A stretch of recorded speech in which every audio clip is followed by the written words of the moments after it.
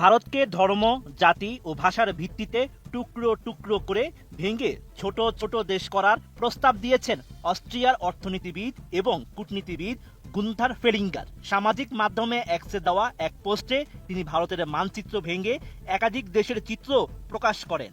ভারতকে ভেঙে টুকরো টুকরো করে ছোট ছোট দেশে পরিণত করার দাবি উঠেছে। ভারতের ব্রাহ্মণ সম্প্রদায় সম্প্রতি এই দাবিটি তোলে। তার সাথে সুর মিলিয়ে ইউরোপিয়ান এক অর্থনীতিবিদ একই দাবি তোলেন। তিনি বলেন, ভারত একটি সাম্প্রদায়িক দেশ। এ দেশে হিন্দু, মুসলিম, শিখ, বৌদ্ধ সব ধরনের মানুষ বসবাস করেন। প্রতি বছর এই ধর্মকে কেন্দ্র করে ভারতের রাজনীতিবিদরা বিভিন্ন সময় দাঙ্গা সৃষ্টি করে এবং রাজনৈতিক ফায়দা তোলার চেষ্টা করে, যাতে বহু মানুষ হতাহতের ঘটনা ঘটে। তাই ভারতকে ভেঙে টুকরো টুকরো করে ছোট ছোট দেশে পরিণত করা উচিত, যেখানে এক এক ধর্মের লোকজন বসবাস করবে।